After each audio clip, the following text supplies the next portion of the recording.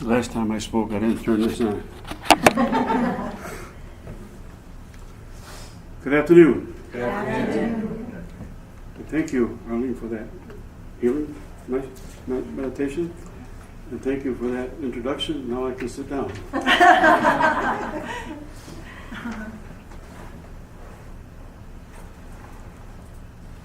We're going on different themes each week from now on, and they gave me a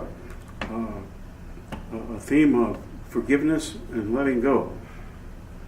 And this is something that I found that has been a very stumbling block for many individuals to forgive someone. And so, you know what? I don't forgive anybody anymore. I forgive myself. Because I found out one thing with disease or illness or hurts or anything like this, that's an effect. And I'm the cause of that effect. And somewhere along the line, I did that cause.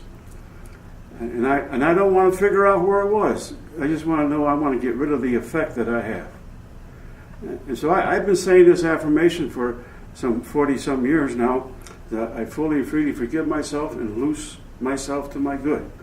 That's L-O-O-S-E. I don't want to be tight. I want to be loose. So, and interesting things happen. You think we're healed, And I talk to some people, oh, I'm healed of that. I said, well, how did you do that? And then they get silent. Well, I don't even talk about them. I don't do anything. I said, well, you haven't forgiven that person because it's still in the silence. And so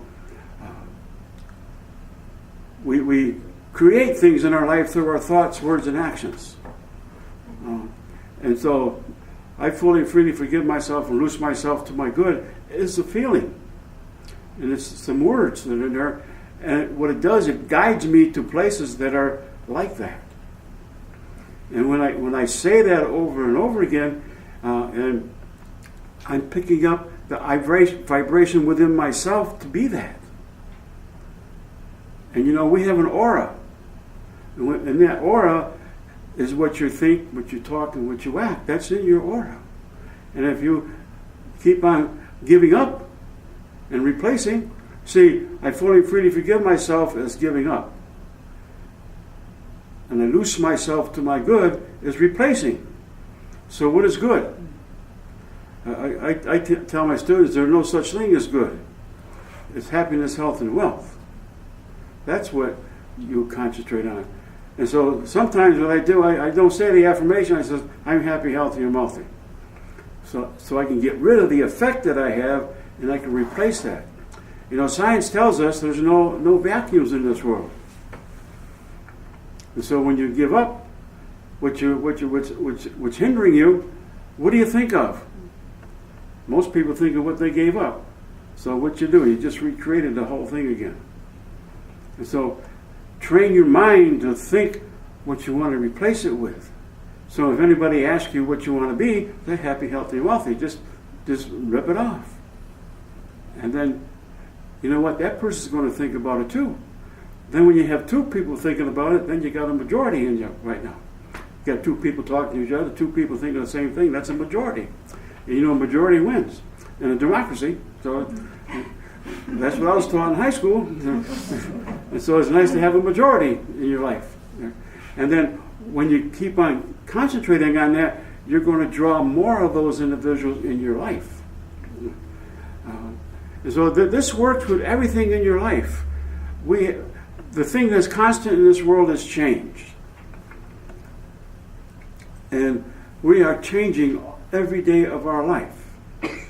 If you keep on thinking the same thing, talking the same thing, and acting the same thing, you're still changing because you're getting stronger at what you are. And that becomes a habit.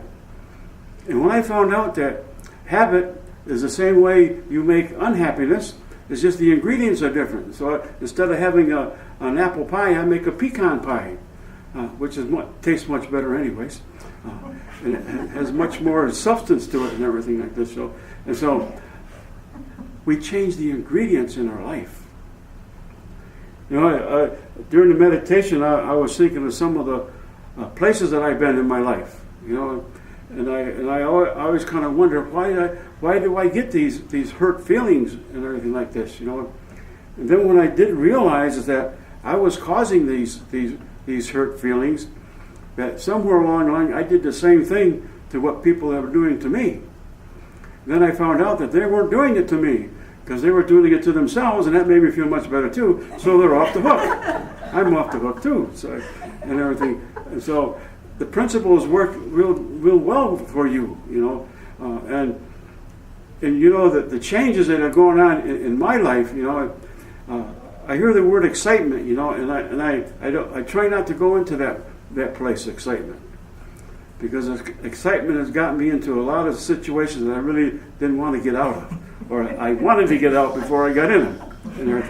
And so I try to take my medulla and calm it down, because every time I get an idea, I'm enthused about it, you know, and it tells me to slow down, Dave. Just slow down and work it out, you know. You got, remember the time that you were in charge of a garden, that when you planted the seed, it didn't come up the next day. As a matter of fact, the nurturing that went on in there was kind of numbersome, you know. You have to cultivate it, you got to nurture it, water it, and put nutrients in there, and keep the loose dirt around it. That takes a lot of effort. And so I found out I do the same things when I have an idea that is happy, healthy, and wealthy. I cultivate it. And I know that it's going to take effort to do this. And the effort is days, one day at a time, one step at a time. And when you have an idea of health, you're going to get all kinds of ideas and all kinds of effects that is going to, because when you're asking for health, you're asking yourself to give up the dis-ease that's in your life. And no matter what you are, you still have disease in your life. And I'm not saying this as a preacher hammering brimstone into you. I'm just saying that we have these experiences in us. And once you recognize these feelings, you can do something about it. If you think someone else has done something to you, they're not going to change. They're not going to do anything about it. That was amazing to me, that how this person can do this thing and not recognize that what they're doing. And then I found out and said, well, David, you did the same thing to another person in another lifetime. And remember this time about 10 years ago? I said, yeah, I remember that. What did you do? I did exactly what was done to me. So know that what you are doing is replacing. When you have an effect, I feel the healthiest thing that you can have is a disease, because it's no longer inside you and it wants to say goodbye. It's like having good company. No, they're not going to get up at 3 o'clock in the morning and leave without saying goodbye. That's the same way disease is. It's waking up, say goodbye, David. I said, okay, don't come back. And I have another song I sing, hit the bro jack and don't come back. And so then I concentrate on the words of my idea. I find words of my idea. You know, I have a feeling. How do I describe that feeling? You know, that's one of the most difficult things to do is describe in words the feelings that you have. How do you form that? And you know, it's not important that other people understand the words you're saying. As you understand it, then you form it. And then people will see the difference in you. I tell this story one time. When my father was making his transition, I was going back to outside of Syracuse, New York, to visit him. And you know, in my day, I did enough drinking to take up a whole state and everything like this. You know, and so I was pretty good at that too. And I'm talking to this guy in a bowling alley. My brother was in the bowling. You know, all bowling alleys have bars in it. So, and I'm talking to this guy. I used to drink with him just about every night.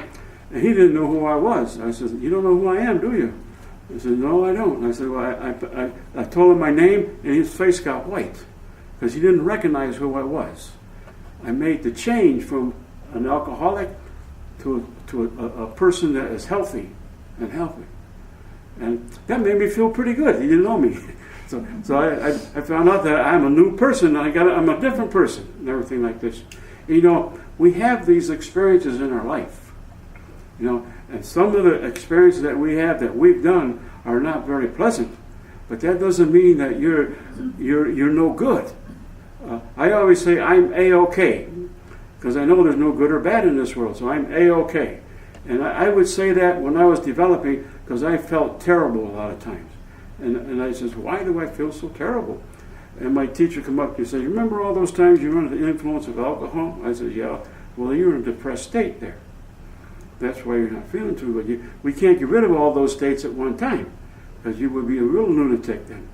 And so they do it a little bit at a time and everything. So next time you have a disease, pat yourself on the back and say, I'm happy, healthy, and wealthy.